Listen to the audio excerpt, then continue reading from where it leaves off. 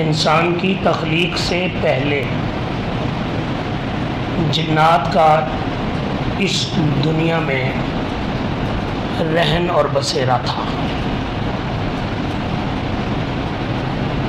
اس وقت دو ہی مخلوقات تھے،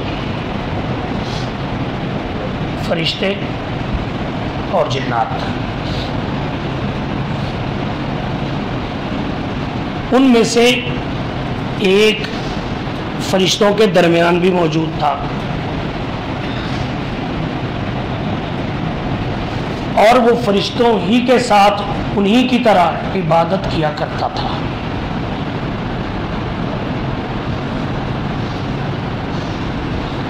اللہ رب العزت نے جب فیصلہ فرمایا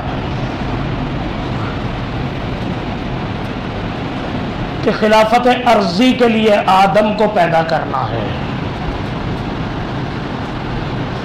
اسے زمین پہ اپنا نائب اور خلیفہ بنانا ہے،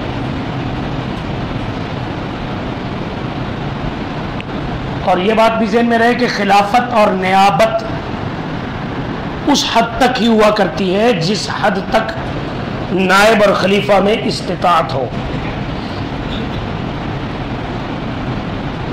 اور اصل جس کا کوئی نائب اور خلیفہ ہو، اس اصل میں جو چیزیں اس کی خصوصیات ہوں وہ نائب میں نہیں آ سکتی۔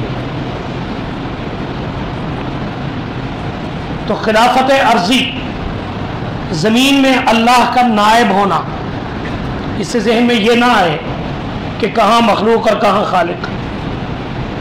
انہی معاملات میں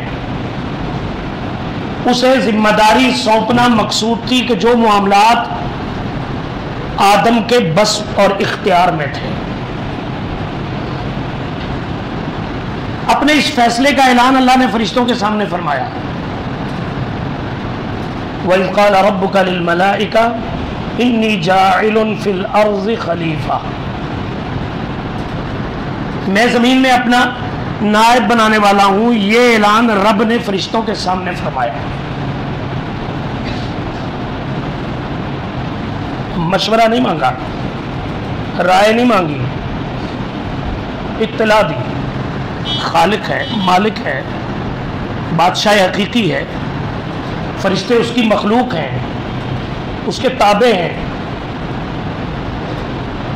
اور ساتھ ہی انسان جس کو نائب اور خلیفہ بنانا تھا ابھی اس کا وجود بھی نہیں آیا، اس کے بارے میں اطلاع دی کہ اس کے اندر یہ صفات ہوں گی جو فرشتوں کے اندر نہیں تھیں۔ لا یعصون اللہ ما امرہم، فرشتوں کا تعارف اللہ نے قرآن میں فرمایا کہ جو امر ربی ان کے لیے ہو، اس کی بغاوت اور اس کی خلاف ورزی کی طاقت و قوت فرشتوں کے پاس نہیں ہے، اپنی مرضی نہیں ہے۔ نافرمانی تو مرضی سے ہوتی ہے نا، اور فرما برداری بھی وہی معتبر ہوتی ہے جو مرضی سے ہو۔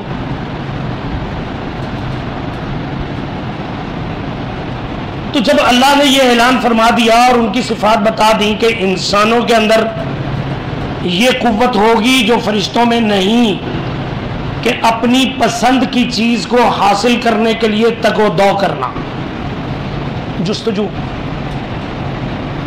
اور جو چیز ناپسند ہے اسے اپنے سے دور کرنے کی صلاحیت رکھنا،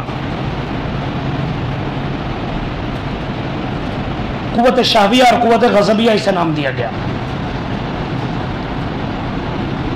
خواہش اور ناپسندیدگی دونوں چیزیں۔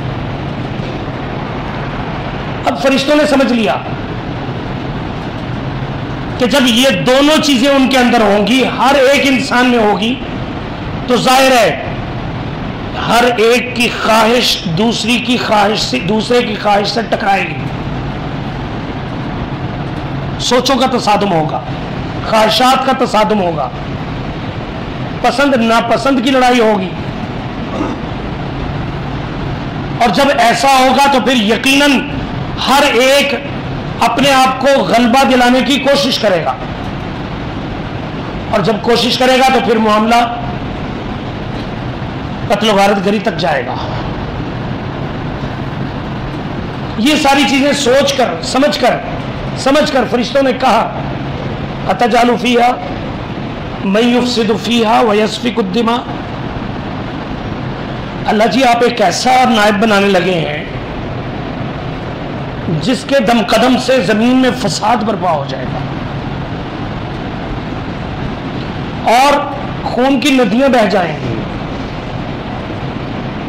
وَنَحْنُ نُسَبِّحُ بِحَمْدِكَ وَنُقَدِّسُ لَكَ، ہم تو ہر وقت آپ کی تسبیح و تحمید اور پاکی بیان کرنے میں مصروف رہتے ہیں. ہمارے اندر ایسی کوئی چیز نہیں ہے کہ جس سے ٹکراؤ کی کیفیت بنے. لہذا آپ ہمیں سمجھا دیجئے، ہمیں سمجھ نہیں آ رہی کہ ایسا نائب کیسے چلے گا.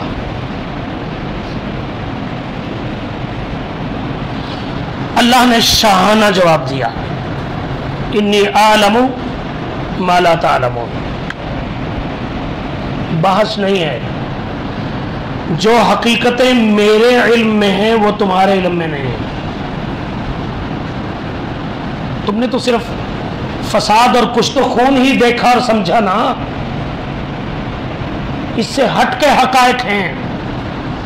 انی اعلم ما لا تعلمون، جنہیں میں رب کائنات جانتا ہوں تم نہیں جانتے.